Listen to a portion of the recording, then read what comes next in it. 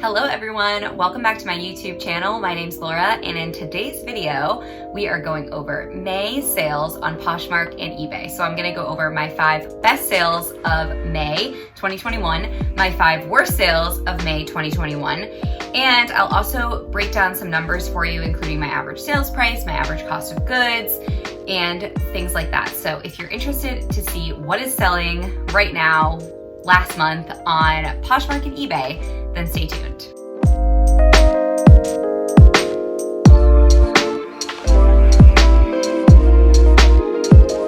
Before we dive into today's video, I just want to remind you that if you haven't already, please subscribe to my channel down below. Give this video a thumbs up at the end if you found it informative and you liked it, and hit the notification bell if you want to get notified whenever I post a new video. I wanted to also say that I am sorry that I missed uploading last week. If you are not new to my channel, then you know that I upload every Wednesday, typically. However, I'm filming this video on Monday, so the weekend before was Memorial Day weekend. I went away that weekend to Charleston, South Carolina with a friend, so I normally film my videos on the weekends, and I wasn't here through Monday, so I did not film a video, and then the week got crazy, and you know, I talked about this on my Instagram story, so if you're not following me over there on Instagram, definitely do so, because I'll update you over there if I'm not getting a video up. So I'll link that down below as well. But anyway, I basically just lost some motivation. I don't know about you guys, but whenever there is a long weekend, I just can't get back into the swing of things. Or if I go on vacation and then I have to come back, it's getting back into it is hard. So I did not upload last week, but this week I'm going to be uploading 2 new videos to make up for it. Today's video is going to be a sales recap for the month of May. I did one of these in April and got some pretty good feedback from it, so I think I'm gonna keep doing these every month. So, let me know in the comments if you like these kinds of videos, or give it a thumbs up. That also lets me know that. So basically in April, and what I'm gonna be doing this month in May, is going over my 5 worst sales of the month, because I think that it is really important and valuable information to know what not to pick up, because sometimes as resellers we make mistakes and we pick things up and then they don't sell, or they take forever to sell, or when they do sell, we aren't left with very much profit. So I'm going to be going over some of the bad sales that I had in the month of May. And I also want to just say, there's no such thing as a bad sale, right? A sale is a sale. I'm so grateful for every sale that I make. I'm just saying that they're bad in terms of my goals and kind of the numbers that I'm shooting for. And I'm going to be going over my 5 best sales of the month of May. So I'll be telling you about some of the sales that had the highest dollar value, or that I think are just interesting and, performed well, and maybe are brands that you don't know about. And then at the end of the video, I'm going to be going over some of my averages and kind of giving you a breakdown of some of the numbers for the month. So if all of that sounds interesting, stay tuned. There will be timestamps in the description down below if you're only interested in one component of what I just said. But otherwise, let's dive right in. It is 95 degrees today in Boston. It is freaking hot, and I can't have the AC on while I'm filming because it's so loud. But I'm going to try and get through this pretty quickly, because I'm going to melt throughout this video, and I just wanted to let you know that. Okay, so let's start with the worst sales, because that's what I did last month, and I think that's fun. Kind of build some suspense to the best sales. So like I kind of mentioned just now, these are not necessarily even my worst sales by dollar value. I had quite a few sales this month that were things I got for free that sold for $8 to $13, and I'm not really going to be talking about those just because I got them for free. They weren't something that I sourced myself. I don't feel like there's anything educationally valuable in talking about those sales. So I picked sales that were things that I think have some sort of lesson or something that you can learn from, aside from just I wouldn't have picked this up myself. So hopefully that's helpful. But anyway, So we're gonna start with the least worst sale and work our way to the absolute worst sale. And I will have pictures here so you can see what the items look like. Number 5 on our list of worst sales is this pair of Under Armour pants. These are the Athlete Recover sleepwear pants in a size medium. They're like in a mauve kind of pink color. And I picked these up myself because I had sold a pair of Under Armour joggers that were a really current style. I think they were from 2019, and so were these. And they sold really, really fast. I think on eBay for like $35 or $40. And they were the Athlete Recover type pant. So they have some sort of technology that's supposed to make them help your muscles recover. I don't really quite understand how it works, but apparently those do better. So I picked these up for that reason. Also because they were jogger style. They're like pajama pants, which I think a lot of people like to buy secondhand.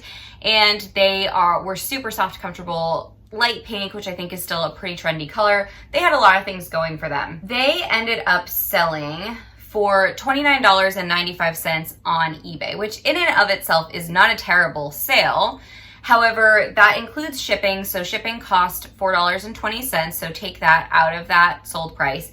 And I apparently paid $7.99 for these, which is more expensive than what I would usually pay for this kind of pant. So I did kind of pay up for them, and you know, for the price I ended up selling them for, it wasn't the best sale.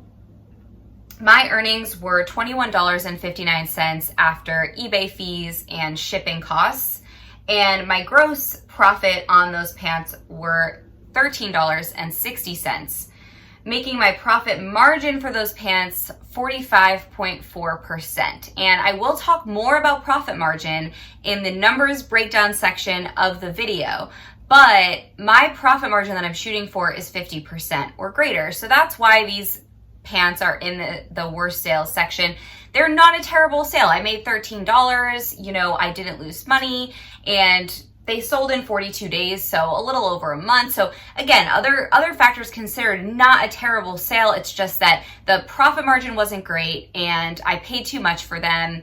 And I made $13, which is below my $20 kind of what I'm shooting for in terms of profit.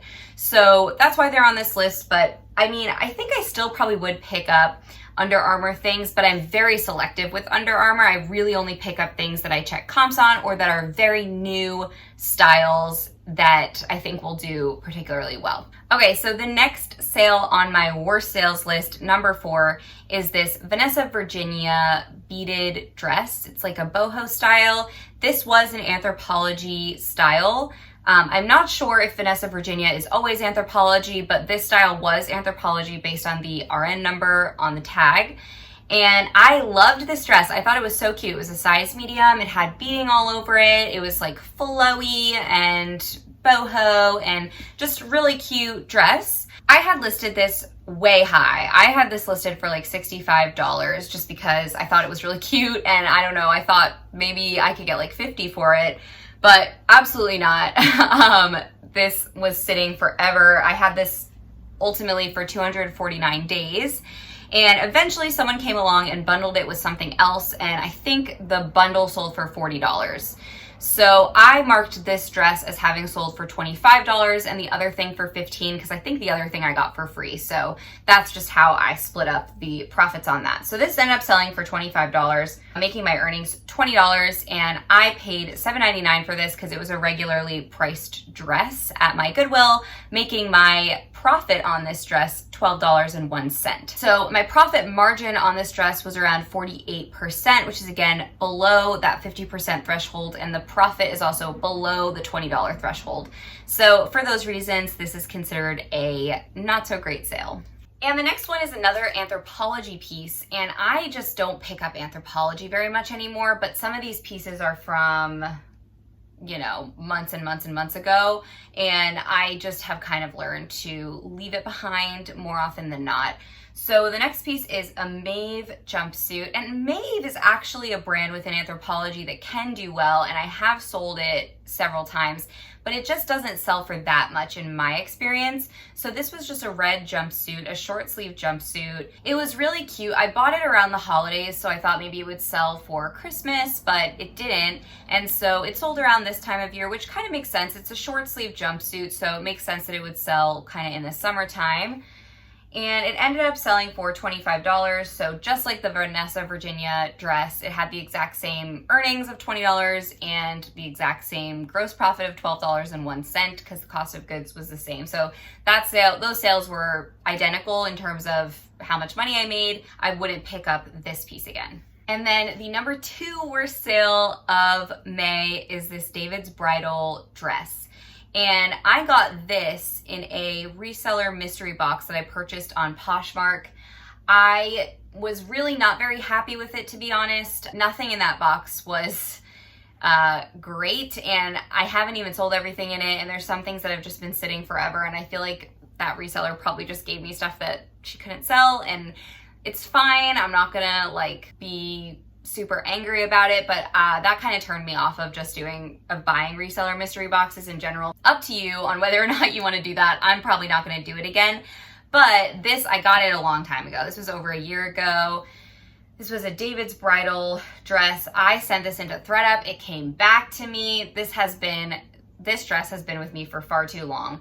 So someone came along and offered $18, and I accepted so fast. I ended up paying $5.61 for everything in the mystery box. So that made my that made my gross profit $8.79. Womp womp. Hey, it sold, it is out of my house, and I made some money on it. I didn't lose money on it, so that's good.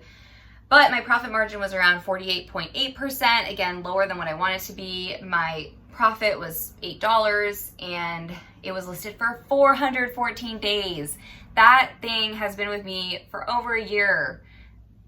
Making $8 in over a year of holding on to something is just not a business model that I'm interested in. And number 1, the worst sale that I had in May on Poshmark. By the way, sorry, I forgot to mention that all of those sales were Poshmark except the Under Armour pants, which were eBay.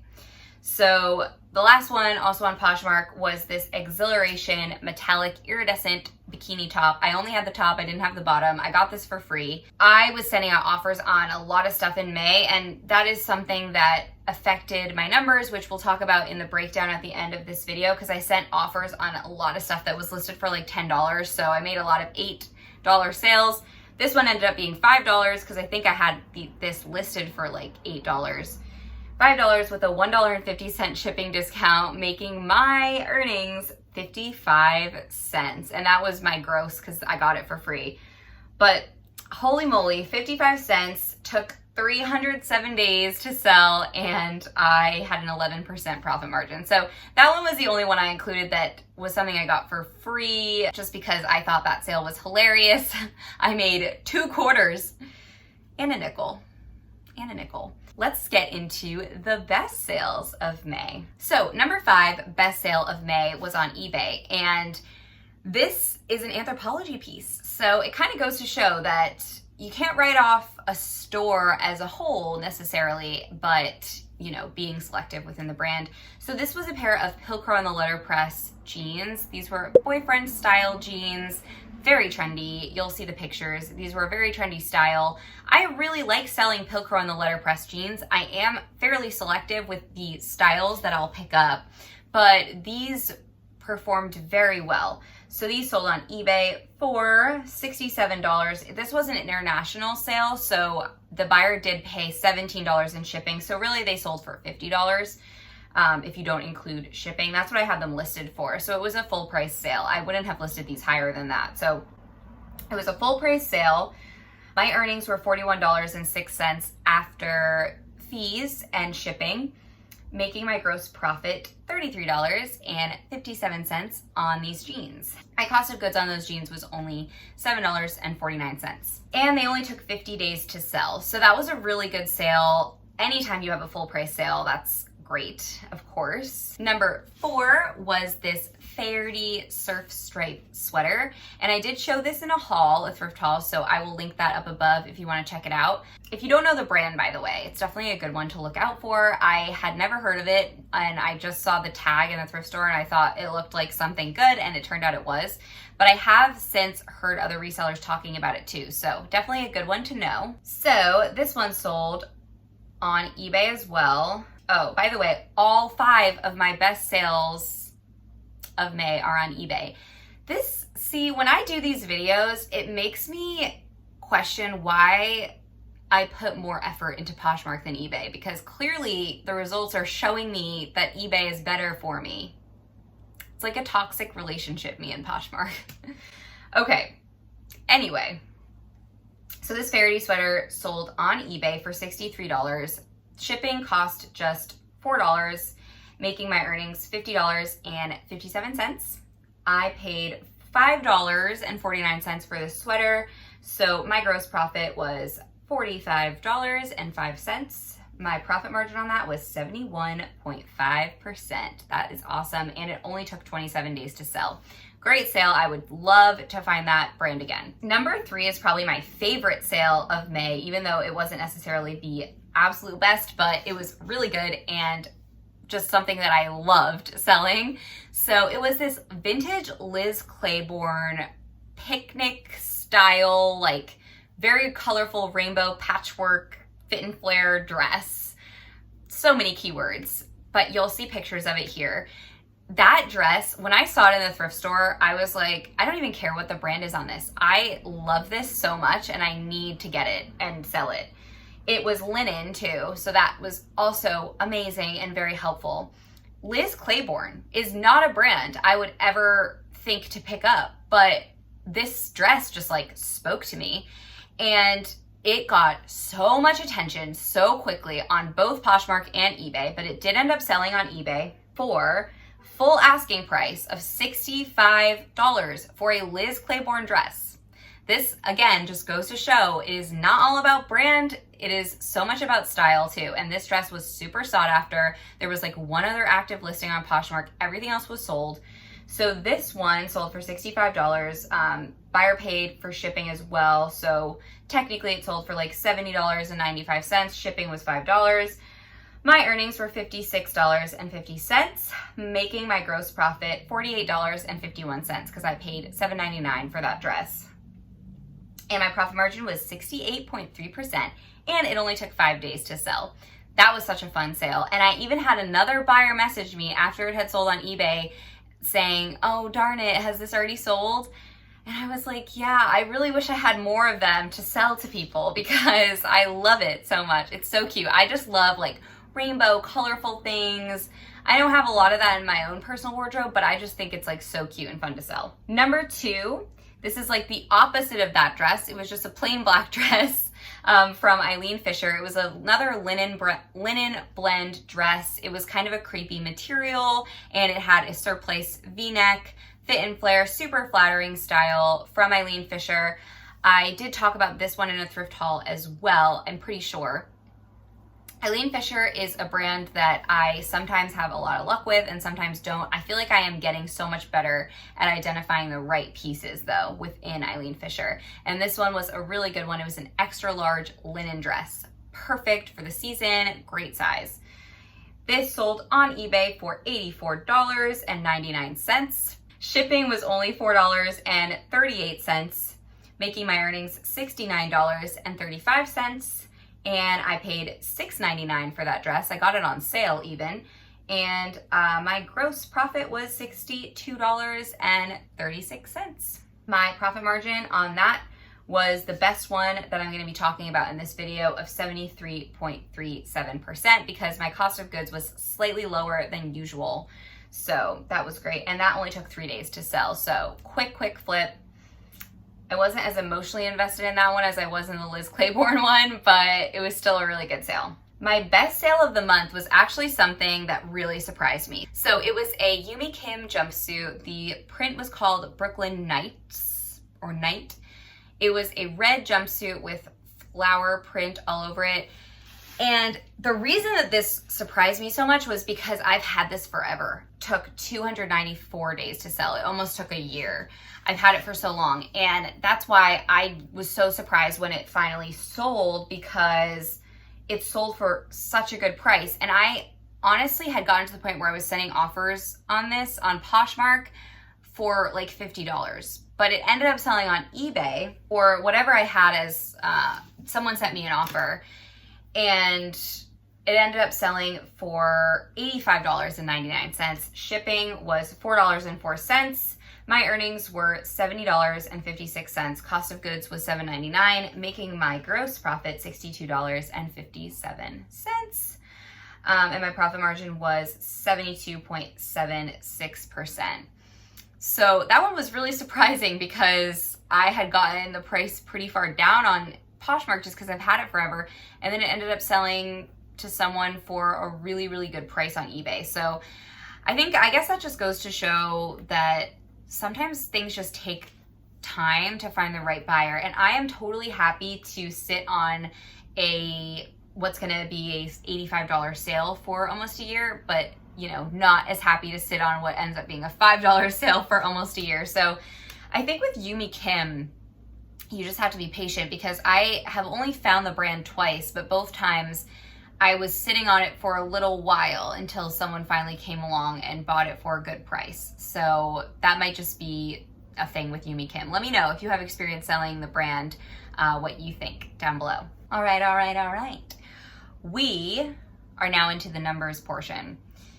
So just like in April, I'm not going to be sharing my total sales just because I am a full-time reseller. This is my income, and I'm not really comfortable telling people exactly what I'm making online, but I am going to share with you a lot of numbers and good information. So let's start with average profit margin. You can calculate profit margin yourself by taking your gross profit and dividing it by the sold price. And that is why when I put in eBay sales, the profit margins tend to come out a little bit lower than on Poshmark, because when I put in the sold price on eBay, I include shipping, whatever the buyer paid for shipping, because if a buyer pays $5 for shipping and it only costs $4.50 to ship the item, that extra 50 cents needs to be accounted for in my numbers.